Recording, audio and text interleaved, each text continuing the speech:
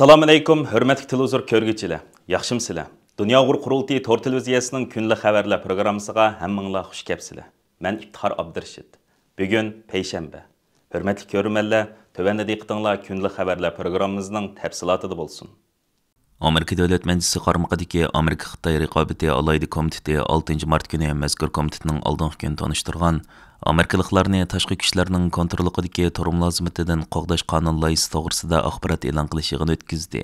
TikTokni o'z ichiga olgan ByteDance shirkatining kontrolidagi qo'l nishon programmalarining Amerikadagi uchur kontrolining oldini olish asos tema qilingan bu yig'inga mazkur komitetning raisi Mike Gallagher va mazkur komitetning hay'at a'zosi Raja Krishnamurti riyosatchilik qilgan.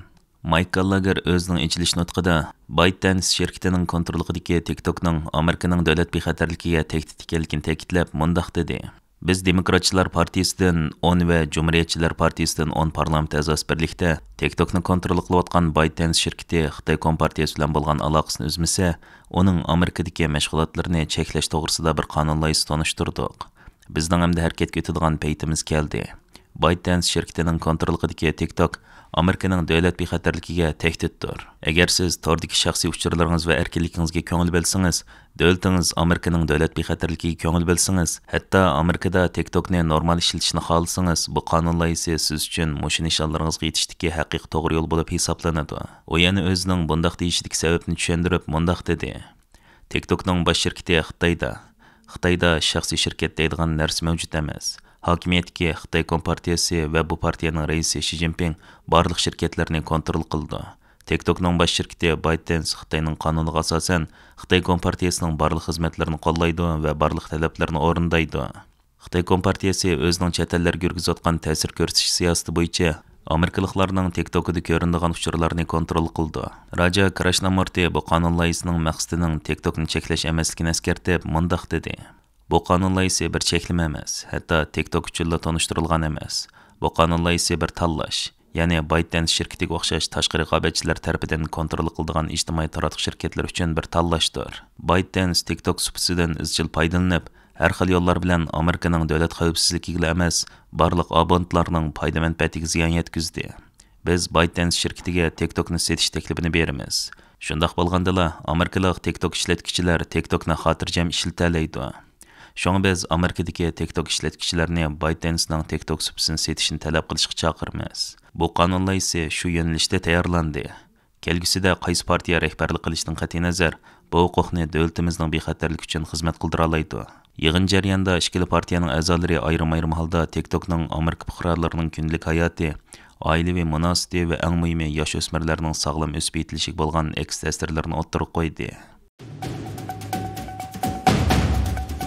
Yaqında Almaty shahridagi Do'stlik sarayida madaniyatmi, tilmi, fikrmi birlikda uning ochquchi ayolda mavzusida xalqaro munozara yig'ini bo'lib o'tdi.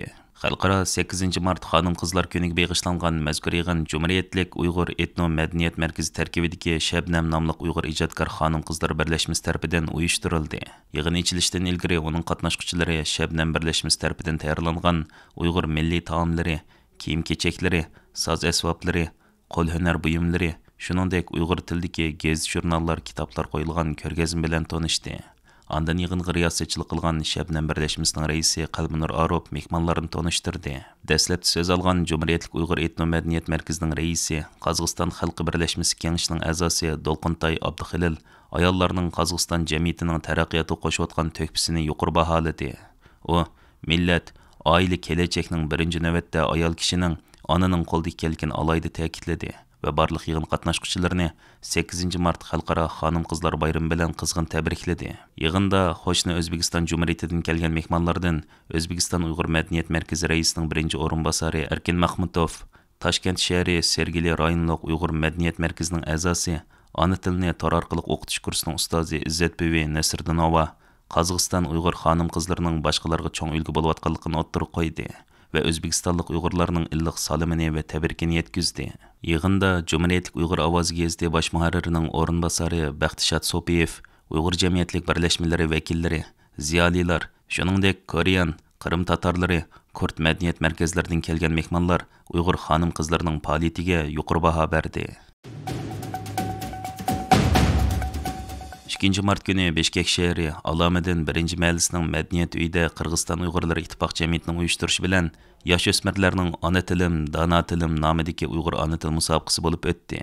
Bu musobaqa faoliyatiga Qirg'iziston Uyg'urlar ittifoq jamiyatining muavin raisi Tursuntay Nazarov boshchiligidagi jamiyatning hay'at a'zolari, mahalliy yigit boshlari, ayollar kengashlarining raislari, Uyg'ur ona tilida dars berayotgan muallimlar, Uyg'ur o'quvchilar va ularning ota-onalari qatnashdi.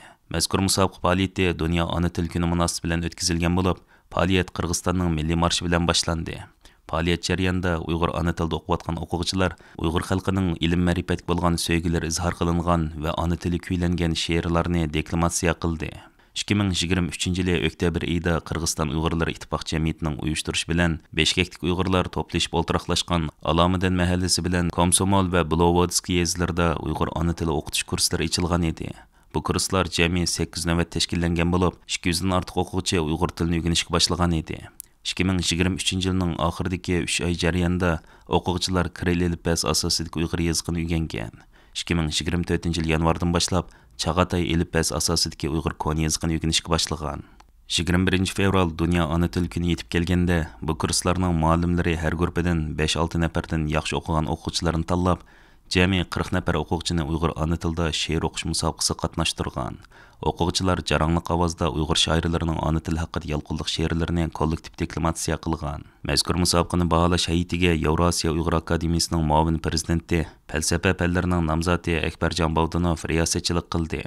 Baholash hay'atining a'zolari Ittifoq gazetining bosh muharriri Zumrat Ro'ziyeva, Ittifoq jamiyatining muavin raisi Aziz Xudoyberdinov, yozuvchi Abdusalom G'apparlardan tashkil topdi. Marco Rubio'ning rasmiy tor hisobidagi xabarga asoslanganda 2024-yili 3-oyning 4-kuni Amerika Davlat Majlisi a'zolaridan Marco Rubio va Chuck Grassley qatorliqlar Xitoy kunlik gazetining pulini qabul qilayotgan 9 Amerika gazetining bosh ijroiya amaldoriga xat yozib, ulardan Xitoy kunlik gazetining pulini olishni to'xtatishni talab qilgan. Bu xatda ular mundaq deb yozgan: Xitoy kunlik gazeti Xitoy kompartiyasining tashviqot o'rinlari bo'lib, ingliz so'zlagichlarga xitob qiladi. Xitoy kunlik gazeti Amerika axborot vositalari bilan hamkorlashib, kompartiyaning yolg'onchiligini aktivlik bilan tarqatyotdi. Hech qanday Amerika axborot vositalari Xitoy kompartiyasining tashviqot vositasi bo'lmasligi kerak. Xabarga asoslanganda, Marco Rubio va Chuck Grassley xat yozgan bu 9 Amerika gazeti, Seattle vaqt gazeti, Houston gazeti, Boston yer shar gazeti, Los Angeles vaqt gazeti, Amerika kunlik gazeti, pul muomala vaqt gazeti, Quyosh gazeti va Chicago gazeti qatorliqlarni o'z ichiga oldi ekan. Davlat majlisi a'zolari bu xatda yana Xitoy kunlik gazetining Uyg'ur irqiy qirg'inchiligini oqlaganligini alohida tilga olgan. Shuning bilan bir vaqtda Amerikada turishliq har qanday shirkat, jumladan axborot o'rinlarining Xitoy kompartiyasining qabih qilmishlarini qonunlashtirish yoki hokimiyatning ochiq-oshkor yolg'onchiligini tashviq qilishga sherik bo'lmasligi, Xitoyning Xitoy kunlik gazeti va boshqa matbuotlar bilan bo'lgan aloqasini darhol oxirlashtirishi kerakligini talab qilgan. Hürmetli körürmenler, yuqorida diqqatingizga kunlik xabarlar programmamızning tafsilotini sunduq. Kelar qitimliq sonimizgacha ko'rishgich aman bo'lgaysizlar. Stansimizning YouTube kanaliga a'zo bo'lishni unutmang. Xayr xo'sh.